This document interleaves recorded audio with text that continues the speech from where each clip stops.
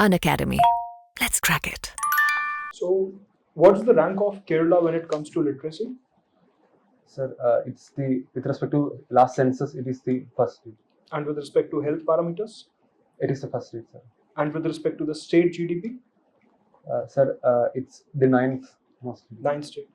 So, how do you see this disconnect between the lagging state GDP and topping the charts of literacy and health?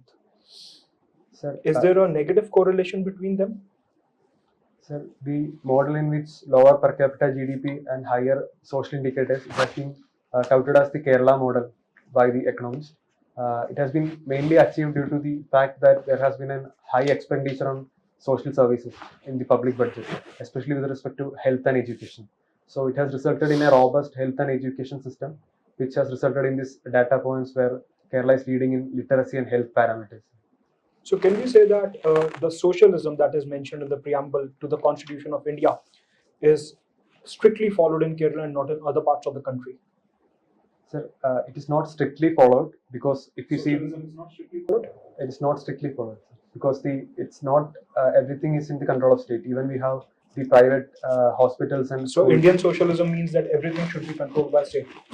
No, sir. In Indian context of socialism, it's a mixed economy.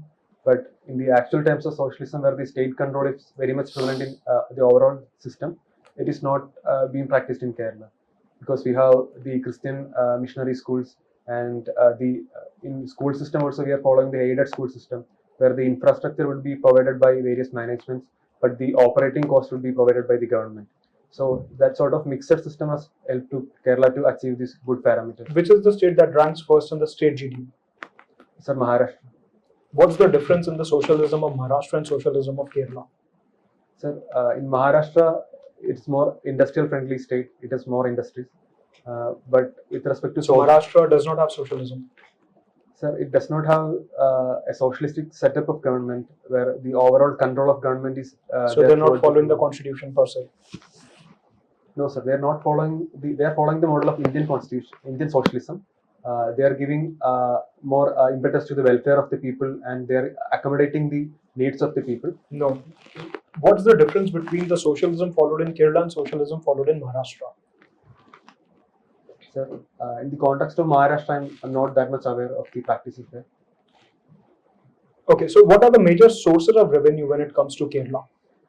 Sir, the major sources are remittances, then the tax income from the beverages, lotteries, and the third income would be the service, the tourism sector, and the IT and ML services. Can you list 3 items from Kerala that have a geographical indicator tag? Sir, the first one would be Aranmula Kannadi, Aranmula Mirror.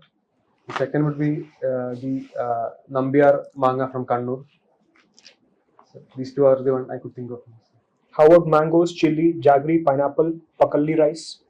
Pokali rice, it's there. Sir. So are we focusing upon the export of these items? Sir, yes, sir. With respect to With regards to foreign trade, what is the role of Kerala?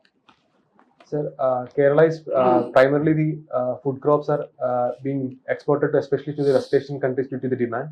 But apart from that, the export contribution is pretty much low as compared to other states in Kerala. So are we implementing Sagarmala project in Kerala? I'm not exactly aware of the details. You're not following Sagarmala in Kerala? I'm The not, flagship scheme to develop the ports and the hinterlands? sir, the port development of Vizhinjam is going on, but I'm not sure if it's coming under the Sagarmala scheme or not. Okay, so you have mentioned your language, your mother tongue to be Malayalam. Yes, sir. How do you... Okay, so first of all, how has been your experience in Ghaziabad? Do you feel a cultural disconnect or do you feel that India is one country and as preamble mentions fraternity, dignity of an individual? So with regards to the preamble, do you see that you are, we are one mixed up society or do you feel some disconnect with regards to your hometown? Sir, I feel a cultural difference, but I do not feel a disconnect because we have many similarities which unites us. But with respect to the food, dressing, and the climate, everything, I'm feeling a cultural difference. But it does not necessarily mean a disconnect, sir, because we are able to find unity in differences and harmony in differences. Sir. So how do you see this particular point? Your mother tongue is Malayalam. Most of the schemes of Government of India Beti Bachao Beti Padhao, Sukanya Samriddhi Yojana, Ujjwala Yojana, Saubhagya Yojana, kusum Yojana, MNREGA. All these have, okay, not MNREGA, but other schemes have this Hindi connotation or maybe a Hindi keyword, but not a Malayali keyword. Do you see that Malayalam is being neglected in that sense? No, sir, because due to the implementation of three language policy, Hindi has been widely understood by the pan-India population. And with respect to government schemes, we have been a focus on pan-India level to attract all the Indians. So naming the different schemes in Hindi will give it more publicity. But sir, at the same time, I also believe that there should be measures to spread these schemes in local level languages as well, by naming and branding them in local level, so that it will reach people of all regions. Then why there is this opposition to declare Hindi as the national language of India? Sir, I should not believe there should be any national language for India, because the diversity of India itself says that we are a land of multiple languages. But with respect to official purposes, we have accepted Hindi and English as the official language. But in case of national language, I believe that the current status should continue. Okay, since you belong to the Christian community, Yes. suppose you own a piece of land, Yes. can government acquire it? Yes, sir. With respect to individual ownership, sir. Yes, sir. With respect to land, I'm saying. Okay, so what fundamental rights do you have as an individual when you own a property? Being a Christian, if you are owning a property in India, what land acquisition rights you have as per the Part 3 of the Indian Constitution? Sir, for individual ownership, I think it's the same for everyone. But with respect to minority institution, there have been certain protections accorded. What kind of minority institutions? Sir, the religious minority and linguistic minority. Suppose you own a Christian religious institution and that is built upon a piece of land. Can Government of India acquire it without due compensation? No, sir. They have to give due compensation. You can approach Supreme Court for that?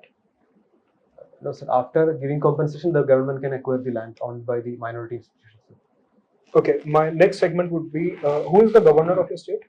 Sir, it's Honorable Governor Arif Khan. Have you seen the conflict between the governor and the chief minister of Kerala and the Kerala state cabinet in the recent past? Yes, sir. What do you think is the root cause of that conflict? Sir, the root cause is with respect to the appointment of various posts of universities. So that has been the root cause. But apart from that, the overall power tussle is also reflecting in the ongoing issues, sir. How about this particular notion that the governor of the state should be appointed from within the state itself and he should not be an outsider? Sir, the governor, it's best to appoint a person from outside the state, so that he's not much involved in the internal politics of the state. And being an outsider, he may not have much conflict of interest coming in his space while he's acting as the office of governor. My last question, since you work in the postal department, I'll slightly differ from that. What is the significance of radio in today's world? So the significance of radio has been reduced due to the development. So should Prime Minister shift his Mann Ki Baat to some other social media platform apart from radio? So it is available in YouTube and other platforms as well due to its No, so why he focuses upon radio as a specific means to convey his Mann Ki Baat?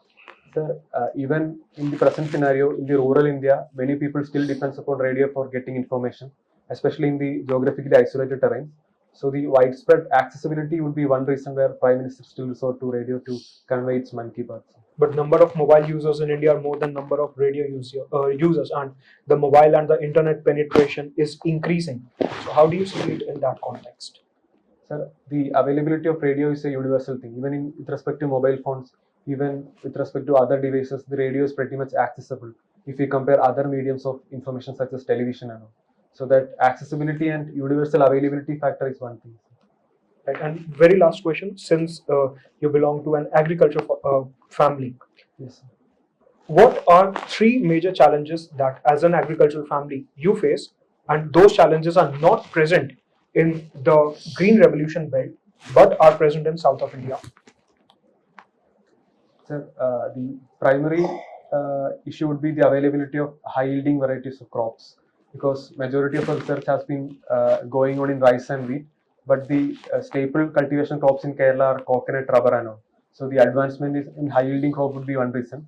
The second thing would be, sir, the vagaries of monsoon.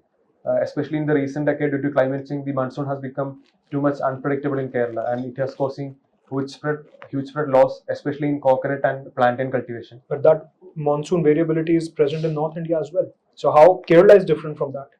Sir, Kerala is more dependent on monsoon for cultivation because it's the state where the monsoon reaches first and it has major influence. The third thing would be with respect to the procurement system. In Kerala, we does not have APMC and the Mandi system. So the procurement system is another challenge which is unique to Kerala. Thank you. Thank you. Academy. Let's crack it.